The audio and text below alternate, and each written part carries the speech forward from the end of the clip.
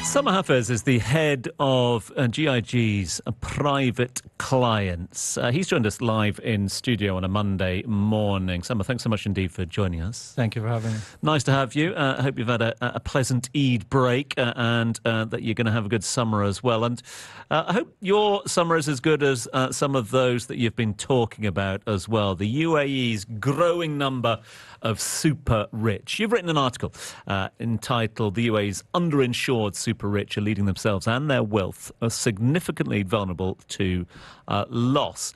Let's get some of the background on this and the basis. We've been reporting, and it's been well documented, but HNWIs, high net worth individuals, have been streaming into the country for well over the last 12 months or so. Is the data and what you're seeing backing that up as well? Not so much with insurance, but we do obviously see it in the real estate sector. We see it in the prices of all of the luxury goods. We see that in the waiting lists of the luxury car segment. We do meet regularly with a lot of the high-end segments, and they're suggesting that the demand is far outstripping supply. Waiting lists are in the thousands, some of the flagship cars. So this is where we're seeing it. But in the numbers of insurance, it's not correlated. I mean, we don't see the percentage increases that we're seeing that in other sectors. Which is what's sort of leading you to make this this connection going, okay, demand for luxury goods going up, but we're not seeing the demand for higher insurance, hence why the underinsurance element of the super rich, correct? Yes, absolutely. So luxury goods, tell me more. I mean, what are we seeing in terms of that soaring demand? I mean, you're seeing waiting lists and the prices on the secondary market for most of these brands, like I mentioned in the article for Rolexes. You're seeing that in the Patek Philippe. The Audemars, you know, if you're trying to go into a boutique and get one of those watches, you're not likely to walk away with the one. You have to put your name on a list.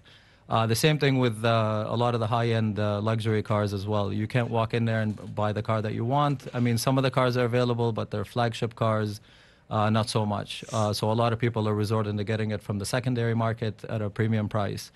So that's what we're seeing. And I'm sure that the real estate side is experiencing the same phenomena as well. So they're coming in, they're spending their money, but they're not getting the protection they need, correct? I mean, we're seeing an increase, just not to the same increase as the rest of the sectors. So what sort of insurance should they be looking for these luxury goods? For starters, I mean, the home insurance. Of course, car insurance, most people do buy. So we do see a lot of growth in the car insurance segment. However, for the home insurance, the personal belongings, the structure, like the building itself, the contents, the watches, anything like that, we're just not seeing the growth. There is growth, we're doing well, but we expect it to be a lot higher than what it is now.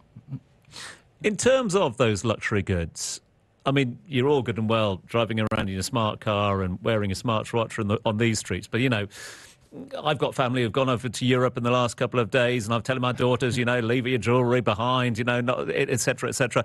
These are the sort of things that people are telling each other. Is that therefore a concern? Are we also seeing a demand for luxury goods on the grey markets and the black markets?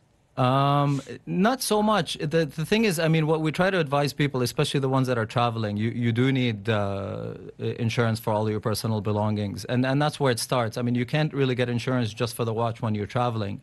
I mean, travel insurance separately, but our type of insurance, you have to get all of your contents and assets insured here, and then we extend the policy to cover you wherever you may travel.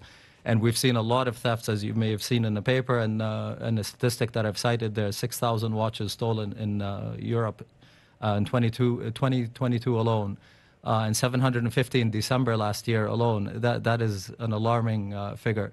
So if you have insurance, I mean, you don't need to panic. You just take off your watch, you hand it over to the thief, and then you come back to us and you make the claim. So that is a concern. As you say, the numbers are backing that up with the global crime surge as well. We're also seeing environmental challenges across the whole world, not just here in the UAE at the moment. Again, is that sort of impacting when it comes to claims?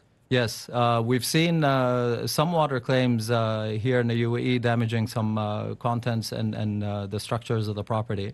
The number one claim that we do see here for homes is water breakage, pipe breakage that damages some of the contents. And then the second most one would be the water coming in from heavy rainfalls, either damaging the cars or damaging the expensive furniture they may have. So that has started to happen in the past 4 or 5 years. That's where we're seeing a lot of these claims rising. So, advice. to the super rich and the not so super rich out there at the moment as well. What should people be looking for when it comes to their insurance policies at the moment? You do need to make sure that you have a proper inventory of all your assets, especially the high-end ones, and then make sure that you have the insurance to cover each item separately. So we do give that advice whenever a customer does approach us or a client does approach us. We do advise them on which items they should be keeping in the safe, which items they should be keeping in the bank, and which items they can be traveling with. So we don't exactly tell them what to do. They tell us their lifestyle, and we try to accommodate them that way. So our policy is just customized to the individual's travel habits. Most people that don't want to travel too much or don't tend to travel too much just feel like, you know, they're safe and secure in the UAE, so they may not need insurance. But again, as I said before, I mean, you do have the excessive water coming in through heavy rainfall. You do have breakage of pipes in the home. Some fires, but not so much. Obviously, thefts is not a major issue here, so that's why maybe people feel a bit more secure here. But equally, with that unpredictability of travel. Absolutely, yes. With travel, I mean, our policy will cover you anywhere in the world against accidental damage, against theft, against anything. So, you know, always know, of course, what you're getting coverage for. We have seen individuals thinking they have the right coverage. They're on a commercial policy, so they don't end up having the right coverage. When they do have a claim, they start to understand that the underinsurance was a consideration for them. Sameh, it's a great article. Bless you. Thanks so much indeed for rising this issue out there. Sameh Hafez is the head of GIG Private Clients. He's been kind enough to join us live in studio this Monday morning. Thanks for being with us. Thank you very much. Thank you. This is the Business Breakfast. Take Dubai Eye 103.8 on the go.